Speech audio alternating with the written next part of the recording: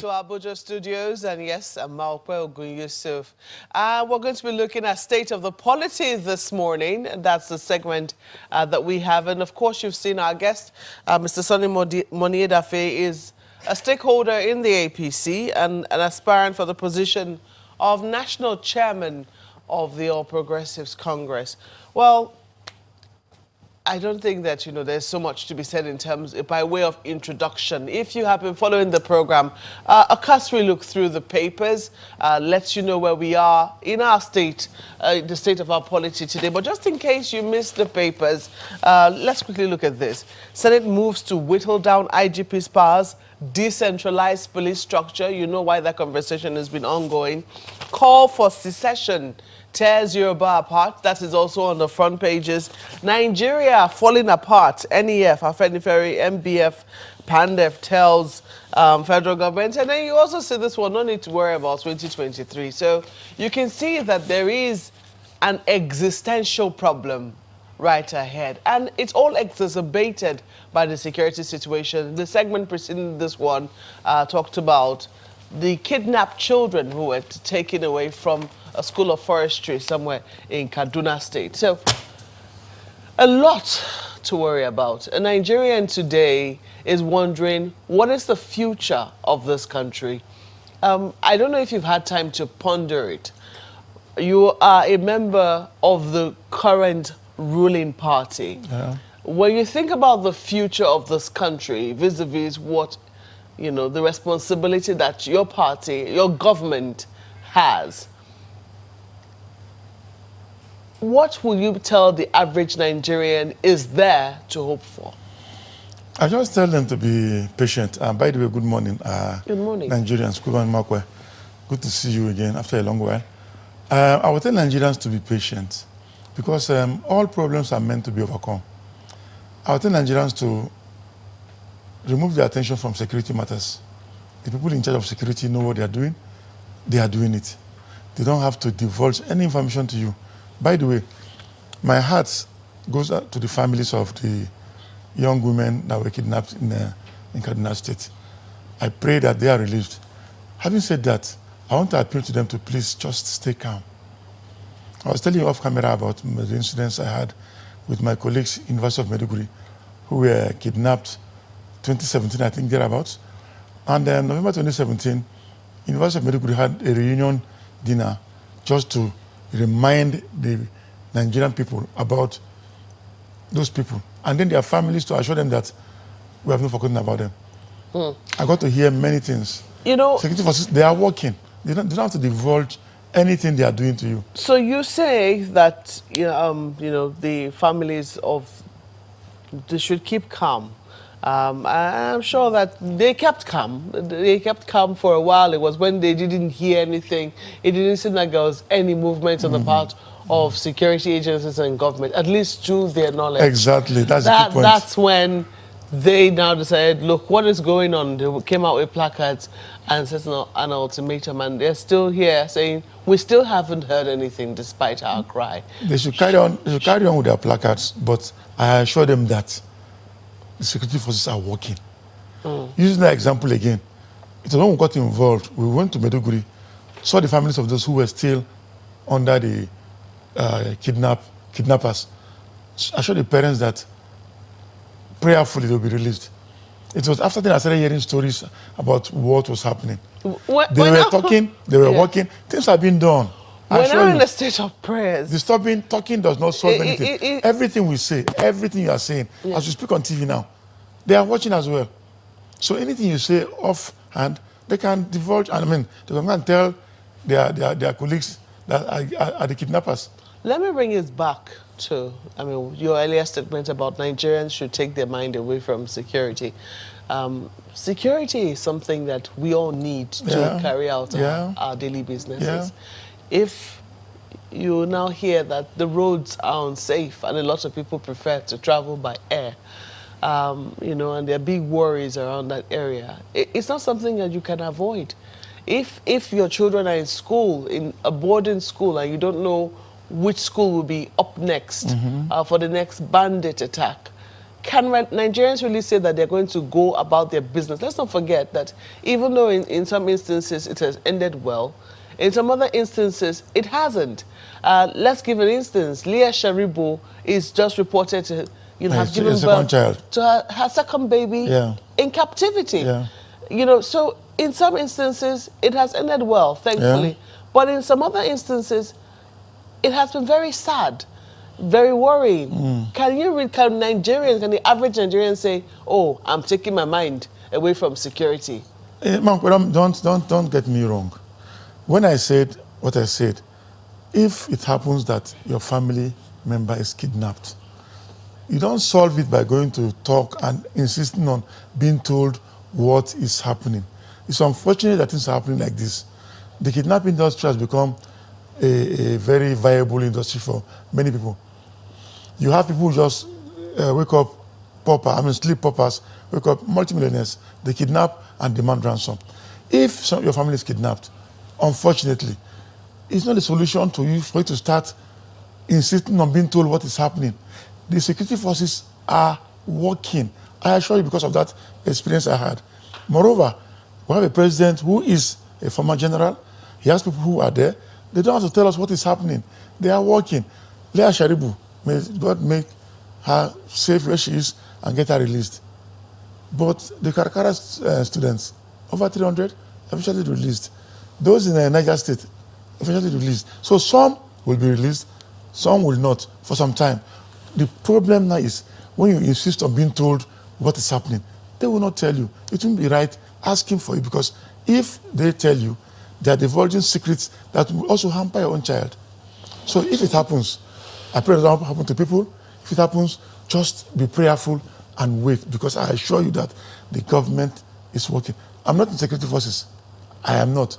But I know that it's just common sense. And then secondly, my experience with the geological department workers of the University of Maiduguri.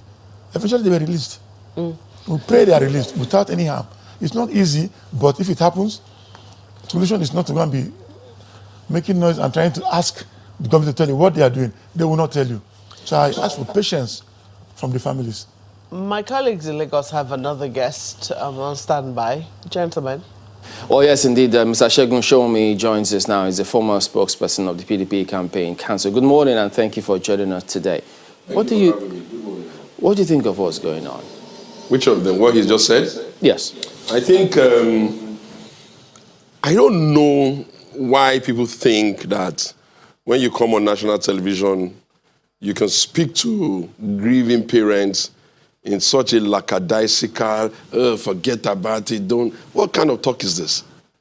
If you are not giving information to the public, you have to talk to the parents. You have to manage their traumas. They have to understand to some reasonable extent, not your operational procedures of how you are going to go and bust them. You've not busted anybody. So I really don't get what is there to respond to there. I'll just go straight to say this. If you've been in this country maybe 20 years, you are not too young, you have never seen our country this way. Insecurity on one part. Have you ever seen this country this divided? For some reason, you're just hearing noise of, oh, secession, oh, we want to go, oh, everybody's doing whatever the hell they like, say whatever they want to say, and those with the responsibility to say, enough. You're not going to be allowed to implode this country. You're not going to be allowed to destabilize this country, are on holiday, receiving guests, shaking hands with people that are jumping from pillar to pole, claiming that they are running parties. And you take a look at poverty, and you say, okay, maybe they're not getting it with insecurity. Okay, maybe they're not getting it with national cohesion. What are they doing with the large number of unemployed in the country? The number is ballooning. You cannot see a synergy of thought between policy and government action to reduce that. Leave that. Okay, so maybe they don't know what they're going to do with unemployment. Then you go to the so-called anti-corruption. You ask yourself, where are the things that can tell you that the country is running an anti-corruption battle that has produced some fear in the system? You can't find anything other than, take them in, bring them out, spend time. Look, we have completely forgotten about everything President Buhari and his friends promised us when they were coming. Nigerians have forgotten that. We asked them to do 3 things because they are incapable of doing others. They should forget about running the economy. They don't know how to do that. They should leave that. Number 1, they should reform the Electoral Act so that the Nigerians who have to take a decision to vote them out can at least be assured that their votes will count. Number 1. Number 2, they should manage the rhetorics of all this ethnic militia, this group, that group, from wherever they may be coming from, be them in any of the sections of the country, to tell them in very firm and clear language, enough is enough. Number 3, and probably the fact, you should just pack their bags and go.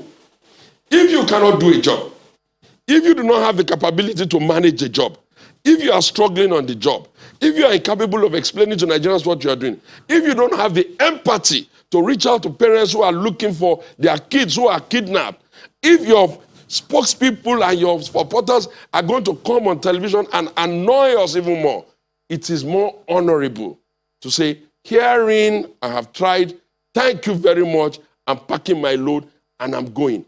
Wondering, Mr. Sowunmi, that's if we're ever going to see that kind of day in Nigeria. But let me ask you, you talked about the huge division, and a number of people have said over and over again, that is something that can only be attributed to the activities of politicians across party lines. Where is all of that division coming from? Okay, thank you. I have read and heard some suggestions that unknowingly suggests or tries to impugn or insinuate that probably opposition or some elements are the ones wrong. That's not true. The country got divided so badly because of the nepotistic attitude that they started with. It got so bad because those who are speaking this divisive language within the country have been left to just do it with reckless abandon. For more than 3 years, in spite of me being in opposition, I have been very nervous as to how everybody just comes to national space and talks as if the country is not controllable. And I get extremely depressed. Why? Because I expect, in the minimum, 2 people that I expect them that they know what to do. The first is the president himself. I expect him to know what to do. The second is the National Security Advisor, Mongunu. Sometimes when I wake up in the morning, I'll ask myself, is it not Mongunu? Is it the same Mongunu, the Mongunu that will be sitting as the National Security Advisor of this country? Intelligence will be at the lowest ebb. People are just doing whatever they like, however they like, underneath the pretense that we are running democracy. If we do not have a country, if the country implodes on all our heads, where the hell are we going to go? And when you see them come to public space, you say, give them patience, do. You won't even see anything to suggest to you that they have put themselves in the shoes of the people they're talking to. And on behalf for the president, with due respect, nobody would have taken you 30 years from retirement to come and lead this country if you are not going to lead from the front. Whereas I do not expect you to sidestep all democratic institutions, but that does not mean that things can't still happen within the existing structure that you have on your hand. And therefore, if one is beginning to get the impression that the president is truly not interested, probably too tired, or he has been, he has given up on even his own aides, why would you ask that the story of Nigeria will be kidnapping today, ransom tomorrow, kidnapping today, ransom tomorrow, kidnapping today, ransom tomorrow? What are we doing about the underpinnings? We talk to you about unemployment, you say it's not a big deal. How can it not be a big deal? What is foiling it? We talk to you about nepotism, you say it's not a big deal. What is foiling the hatred of the tribes? How can anybody be president of this Nigeria, for God's sake, and allow people to be using ethnic divisions and rhetorics to undermine the country? One organization will speak from the southwest. Instead of them to shut them up immediately, one organization will be replying them in the north. How did we become a country where ethnic militias are the ones that are running this country for us? Well, Mr. Sowunmi, before we toss this to Abuja, let me just ask you pointedly now. You said you don't believe this government is capable of handling the economy, but you asked for two In fact, three things. You asked for them to work on the Electoral Act and quell these, voices of secession. Are you saying you are at least trusting this government to be capable to handle that? No. We will not pay them salaries. Give them all the trappings of government so that they can just slip through the whole road. My saying we no longer have any expectation on the economy is because when a child is incapable of passing mathematics, just forget about it, teach him English. When I say they should forget about creating jobs, it is because they've been struggling at it. They like to bandy figures. They sit down in their rooms and concoct all sort of contraption and be telling you, oh, they have done this in agriculture. What kind of talk is this? We are supposed to feel it on the streets. There is no way the entire north of Nigeria, the middle belt of Nigeria, the southwest, the south-south, the southeast, everybody in the country will be under this kind of stress if they were doing the right thing. So I've taken the difficult ones from them. I've left them with the ones that if they don't solve, we won't even have a country. Can you imagine the effrontery with which their party is saying they will be in charge of Nigeria for 1 million years? What have they done to Nigerians that can make Nigerians love them? Are they trying to say that the people in these countries are Neanderthals who will not even know when their own interest has not been served? How much have they been living? What have they been spending? How have they been coping? The few people who even have a little salary, they are under a lot of pressure because nothing else is working. So I removed those ones from their list because it's too late. They have barely 2 years to go. They can't even run their own party. They can't keep to their own rules. So how would you expect other people to organize the country? I've given them the three most critical ones because I know if they don't improve the Electoral Act, we might probably get to 2023 and this bunch of crooks will come again and tell me that, oh, they got 10 million votes from a village that people don't live in. I've told them to solve the problem of this crisis in the country, everybody just talking anyhow. How can a nation allow itself to be hijacked by miscreants claiming that they are running for their tribe? Is this country no longer under leadership? Let's get him to let's see how he responds to this one. Markwe? Chamberlain, I must express my sadness at the way you treated me. You didn't tell me I'm going to have somebody on the other side and that the topic was going to be this diverse. You didn't tell me that. So I'm just taken by ambush by what is happening. Let me reply. That is not correct. That is not correct. You were informed rightly of the subject matter based on the politics. So let's put that in proper perspective. That is not correct. And I stand to say that. Go ahead. Pardon? Go ahead. We did inform you of what you were going to discuss. And if you have watched, you know, and I did tell you. Only security, Chamberlain. Anyway. No, that is not correct, Mr. Moniedafe. Anyway. I challenge that point. What's happening right now reminds me of what happened in that film Scarface.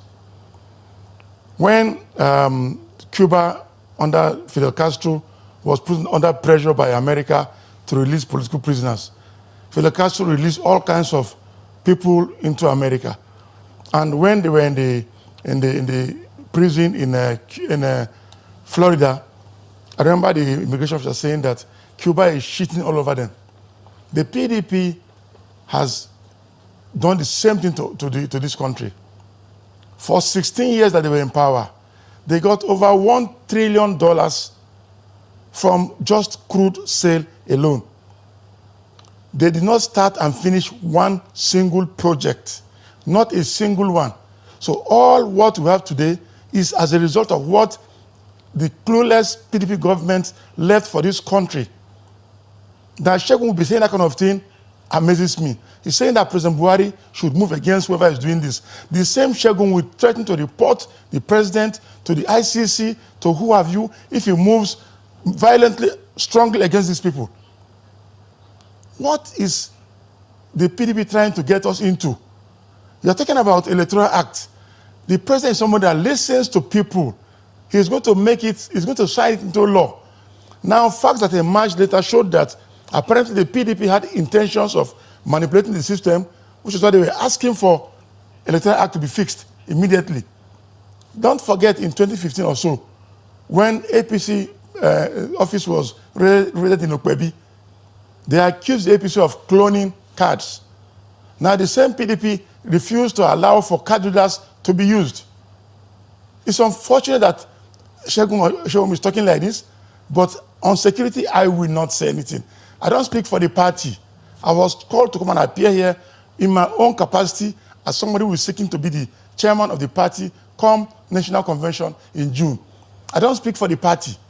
I made my own personal opinion. If something happens to anybody, well, Mr. Moniedafe, just calm down and wait for the government to get things done.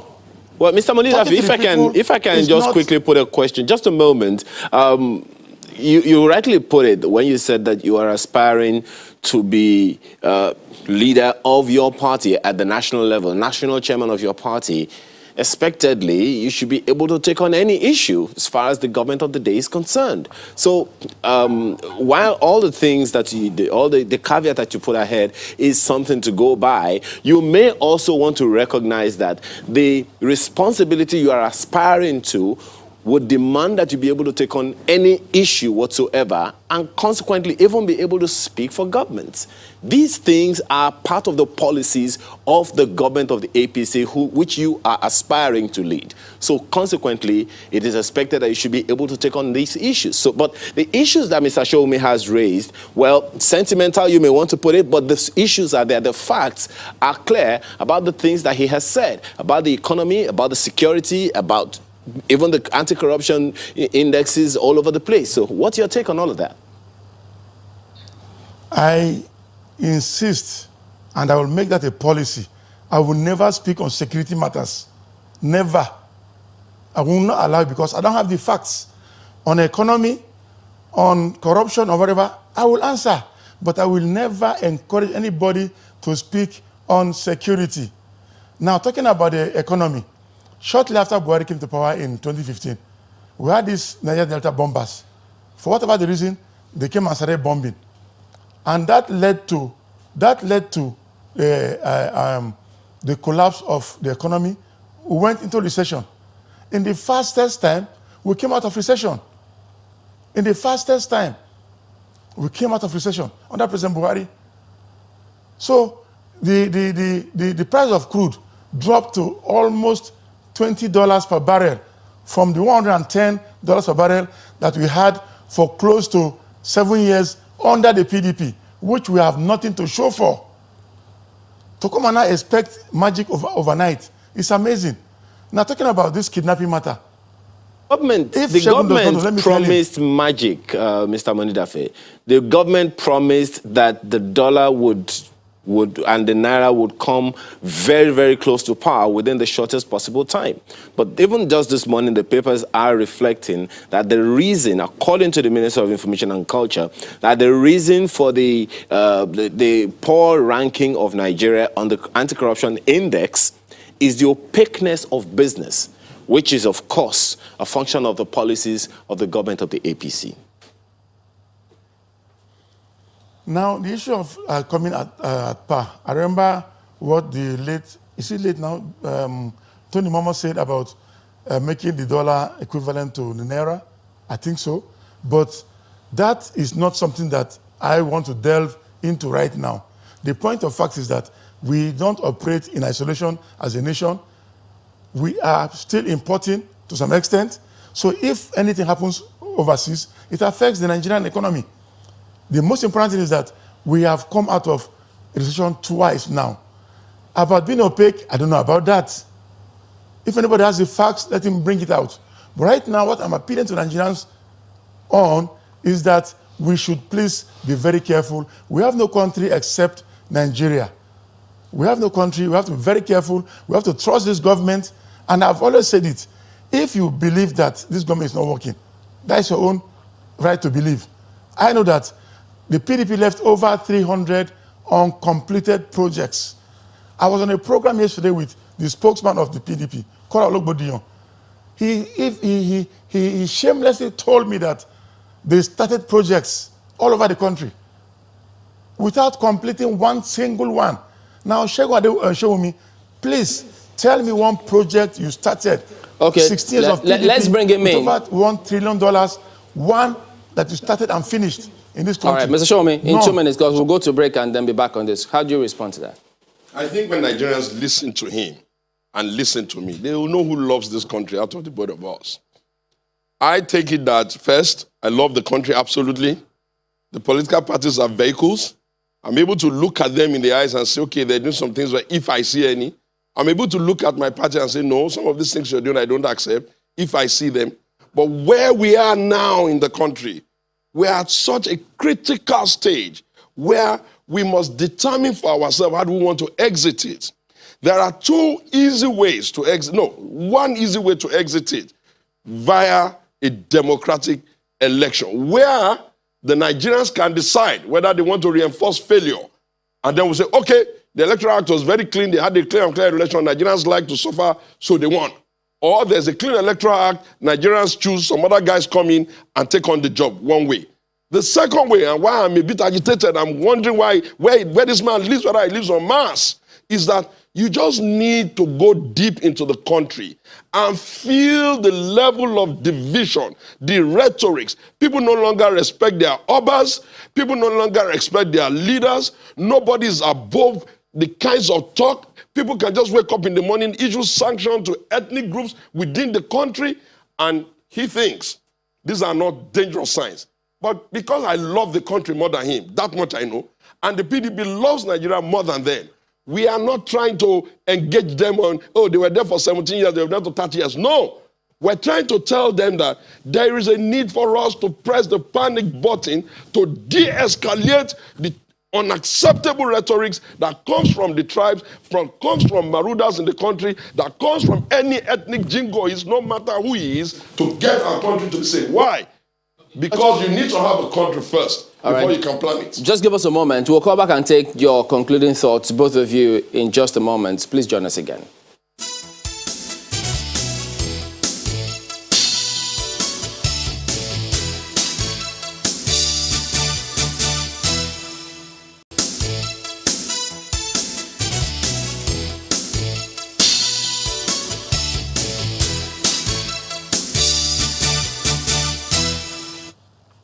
Well, Mr. Sonny Moniedafe is still with us in the studio, and we're just going to take his closing comments. The issues are many, and they're interrelated. You know, talk about the distrust, the suspicion, the divisions that we're seeing right now. They're all interrelated with the security challenges that are confronting us, and they are real. On a daily basis, Nigerians have to confront them.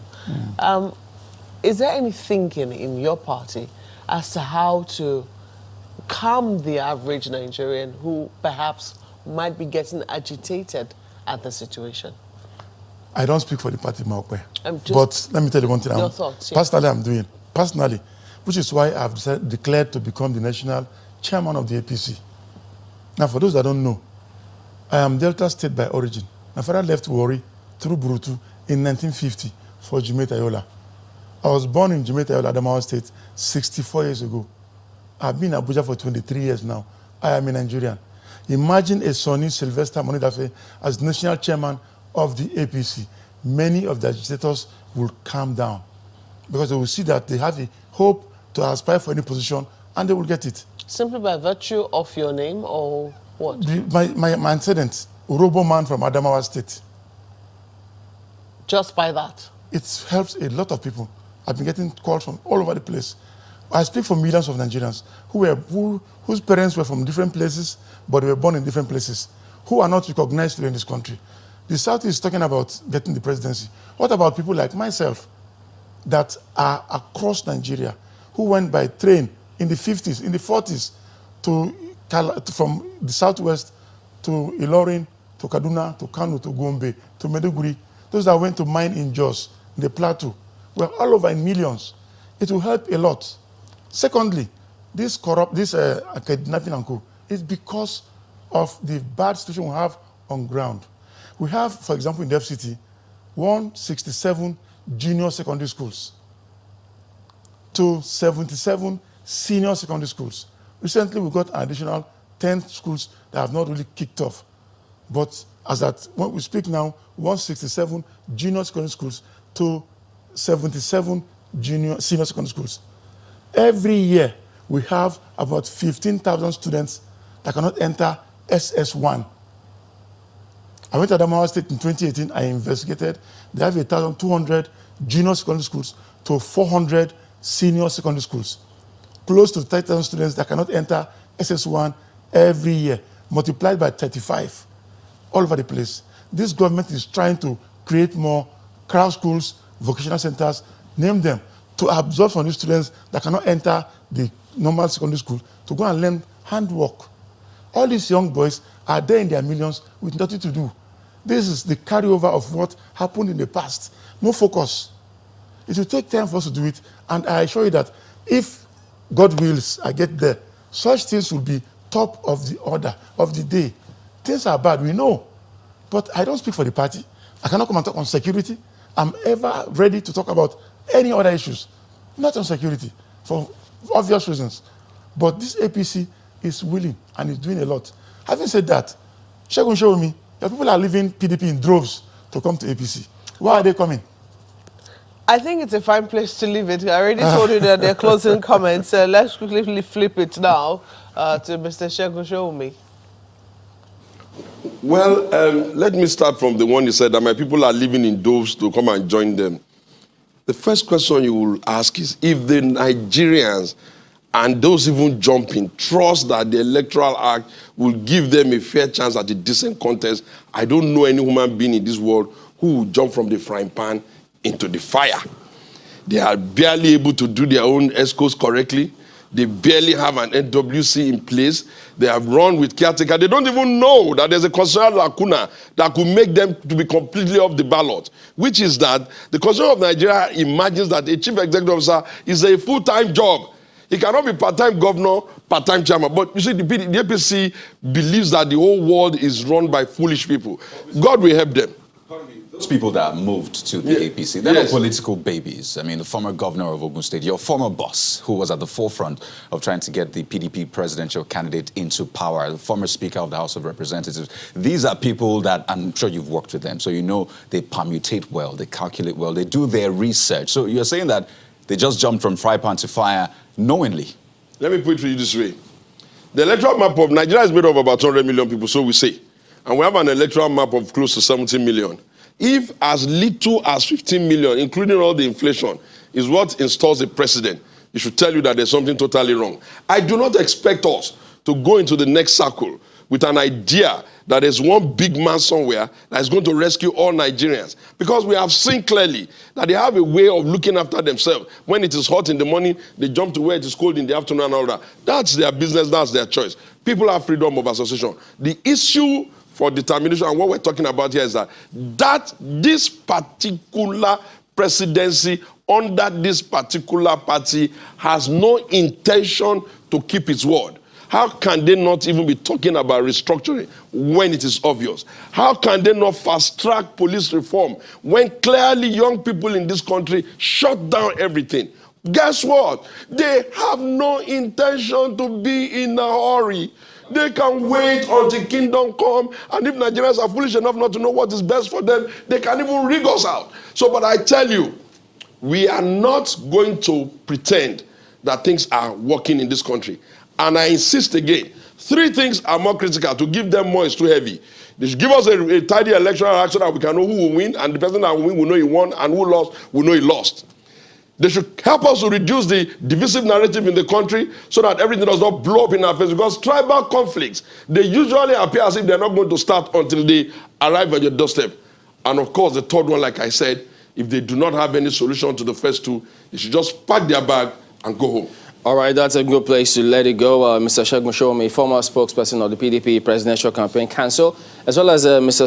Moniedafe, APC stakeholder and aspirant for the position of the national chairman and former chairman of ACN in Abuja. They were both invited to discuss state of the polity. Gentlemen, thank you for coming on this morning. We're back in a moment. Don't go away.